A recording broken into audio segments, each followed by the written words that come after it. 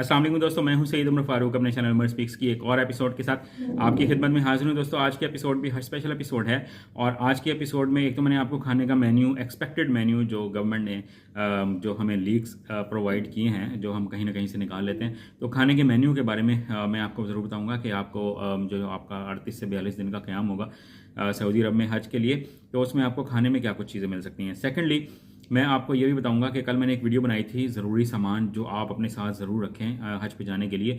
तो अगर आपने वो वीडियो नहीं देखी है तो ऊपर लिंक आ रहा होगा, आप वो वीडियो ज़रूर देख लीजिएगा, आपको उससे बहुत ज़्यादा आसानी होगी। बट उसमें कुछ चीज़ें ऐसी हैं कि जिसमें जो आप लोग समझते हैं कि जनाब इसकी तो ज़रूरत नहीं है, तो अगर आपको ज़रूरत नहीं लगती तो मैंने किसी पे कंपल्शन नहीं की है कि आप हर हाल में ही ये चीज़ें लेके जाएं। तो आपको जो चीज़ की ज़रूरत नहीं है आप नहीं लेके जा सकते, मैंने तो सिर्फ ज़रूरी सामान बताया। सेकेंडली बहुत से लोग ये कहते हैं कि जनाब जब मैंने कहा कि आप रुमाल अपने साथ लेके जाएँ, सन ग्लासेस अपने साथ लेके जाएँ, साबुन अपने साथ लेके जाएँ, शैम्पू साथ लेके जाएँ, तो ये तो एहराम के साथ बिल्कुल इजाज़त नहीं है। जनाब मैं आपको ये बात क्लियरली बताता चलूँ कि एहराम की जो पाबंदियां हैं, जो उसके कवायद ज़वाबित हैं, जो उसके असूल हैं, जो इस्लाम ने, हमारे प्यारे नबी सल्लल्लाहु अलैहि वसल्लम ने हमें बताए हैं, उसकी पाबंदी तो हर इंसान पर लाजिम है और वो तो आपने करनी ही करनी है। जब आप हज या उम्रे पे जाएंगे तो जाहिर सी बात है खुशबू नहीं लगा सकते, जाहिर सी बात है मास्क नहीं लगा सकते, जाहिर सी बात है सर पे हम कुछ नहीं डाल सकते।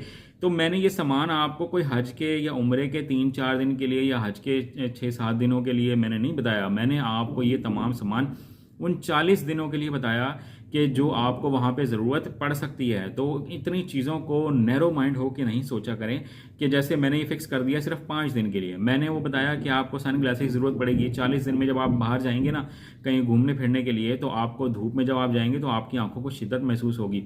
जब आप बाहर जाएंगे तो आपको एक कैप होनी चाहिए हज के अयाम के अलावा आपके सर पे, ताकि आप गर्मी से बच सकें। एक अच्छा सा रुमाल आपके सर पे होना चाहिए सफ़ेद रंग का या किसी और रंग का, जिससे आप गर्मी की शिद्दत से बच सकें। तो ये तमाम चीज़ें मैंने आपको उन 40 दिनों के लिए बताई हैं, ना कि मैंने आपको हज के या उम्रे के टाइम के लिए बताई हैं। और ये आप मुझे बता रहे हैं कि जनाब यूँ ऐसे आपने इन दिनों के लिए बता दिए हैं। मैं आपसे पहले बहुत से लोगों से पहले मैं जा चुका हूँ, मैं वहाँ पे देख चुका हूँ, मुझे भी पता है कि अहराम की क्या पाबंदियाँ हैं। तो उस पर इतना नैरो माइंड होके, इतना स्ट्रिक्ट माइंड होके मेरे ख्याल में नहीं सोचना चाहिए।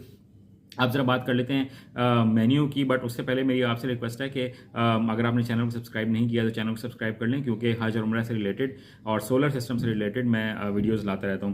तो आप ज़रा बात कर लेते हैं कि हमने नाश्ते में आप लोगों को क्या मिल सकता है। तो ये एक्सपेक्टेड है, किसी दिन कुछ और मेन्यू होगा, किसी दिन कुछ और मेन्यू होगा। और ये जो मेन्यूज़ हैं यानी कि खाने की जो डिटेल है वो एक दिन पहले आपको बता दी जाएंगी कि कल आपको खाने में ये मिलेगा। तो आपको ये अपने माइंड में ये रखिएगा कि अगर जैसे कुछ लोग पेशेंट होते हैं कोलेस्ट्रॉल के, ब्लड प्रेशर के, शुगर के, हार्ट पेशेंट होते हैं, तो वो अपने हिसाब से एक दिन पहले अपनी तैयारी कर लेंगे कि कल जो खाना हमें मिलेगा वो अगर किसी को नुकसान पहुंचाता है तो वो अपने लिए खुद से तैयारी कर सकते हैं। और पैसों के बारे में लोग बार बार पूछ रहे हैं, तो जिन लोगों ने कुर्बानी के पैसे जमा नहीं करवाए तो 700 से लेकर 800-900 रियाल तक आपकी कुर्बानी पे लगेंगे। और उसके अलावा आपके पास 1500 से 2000 रियाल तो फ़ी बंदा ज़रूर होने चाहिए। तो ये बात मैं क्लियर करना चाह रहा था। और दूसरी बात ये कि बहुत से लोग कह रहे हैं कि हमें ट्रेनिंग सेशन का मैसेज नहीं आया, फैसलाबाद में ट्रेनिंग नहीं हो रही। ट्रेनिंग सेशन के मैसेज का इंतजार ना करें। मैं बार बार आप लोगों को कहता रहा हूँ और एक बात बार बार हर वीडियो में रिपीट करता रहा हूँ कि पाक हज ऐप इंस्टॉल करें, उसमें सारी डिटेल हैं। और उसके अलावा लिंक में भी मैं नीचे दे रहा हूँ PDF फाइल, उसमें तमाम शहरों की डिटेल अवेलेबल है। इस्लामाबाद, लाहौर, कराची, मुल्तान, फैसलाबाद, सियालकोट, गुजरांवाला, ये बड़े बड़े जितने भी शहर हैं उनमें फाइनल स्टेज पे ट्रेनिंग सेशन चल रहा है। अगर आपने मिस कर दिया तो आपके लिए ज़्यादा प्रॉब्लम होगा। अब हम बात कर लेते हैं मेन्यू की, वीडियो ज़्यादा लंबी हो जाएगी। नाश्ते में आपको मिलेगा जनाब निहारी मिल सकती है, आपको कौरमा मिल सकता है, आपको ब्रेड भी मिल सकती है, ऑमलेट भी मिल सकती है, दही रायता इंशाल्लाह ज़रूर मिलेगा, आपको नान रोटी मिल सकती है, ये पराठा मिल सकता है, मगज़ पाए, ये तमाम चीज़ें मिल सकती हैं। और ये एक ही दिन में नहीं मिलेंगी, किसी दिन कुछ मिलेगा, किसी दिन कुछ मिलेगा, किसी दिन आलू वाला पराठा मिल सकता है, किसी दिन आपको नान मिल सकता है, किसी दिन आपको ब्रेड मिल सकती है, चाय मिल सकती है, जैम मिल सकता है, अंडा मिल सकता है। तो ये तमाम डेज़ में वो डिफरेंट मेन्यूज़ आप लोगों को प्रोवाइड करेंगे, एक दिन पहले बता देंगे।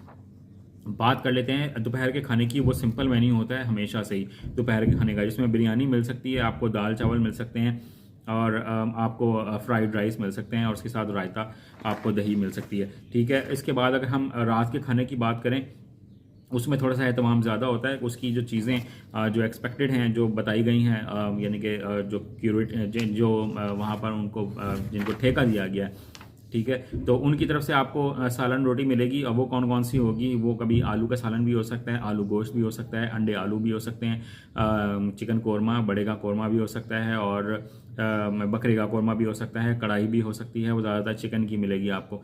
फिर चिकन का सिंपल सालन मिल सकता है, चिकन आलू मिल सकता है, चिकन अंडे मिल सकते हैं, चिकन टिक्का भी किसी न किसी दिन आपको ज़रूर मिलेगा, वाइट कोरमा या वाइट कढ़ाई भी आपको किसी दिन मिल सकती है। और इन तमाम चीज़ों के साथ साथ आपको किसी न किसी दिन उसके साथ खाने के साथ आपको अचार भी मिलेगा, सब्ज़ी भी मिलेगी आपको। कभी नाश्ते में भी सब्ज़ी मिल सकती है, कभी रात के खाने में सब्ज़ी मिल सकती है। तो आप अपने टेस्ट के मुताबिक अचार के साथ उसका टेस्ट डेवलप करके आप लोग ये काम कर सकते हैं। तो मेरी आपसे फिर यही रिक्वेस्ट है कि ट्रेनिंग सेशन को मिस ना करें। जो ट्रेनिंग सेशन चल रहा है उसको ज़रूर अटेंड करें, और इतना महदूद होकर ना सोचा करें कि शायद मैंने ये तमाम चीज़ें सिर्फ 4-5 दिन के लिए बताई हैं। मैं जो पैकेज भी बता रहा होता हूँ, तमाम चीज़ें वो 40 दिन के लिए हैं, जितने दिन भी आप सऊदी अरब में रहेंगे। तो उन तमाम चीज़ों को उस एस्पेक्ट से देखें। तो आज की वीडियो में इतना ही कहना था। चैनल पर नए हैं तो चैनल को सब्सक्राइब कर लीजिएगा। हज पर जाएँ तो मुझे अपनी दुआ में याद रखिएगा। अपने घर वालों को बहुत ज़्यादा ख्याल रखिएगा। अल्लाह हाफ़िज़।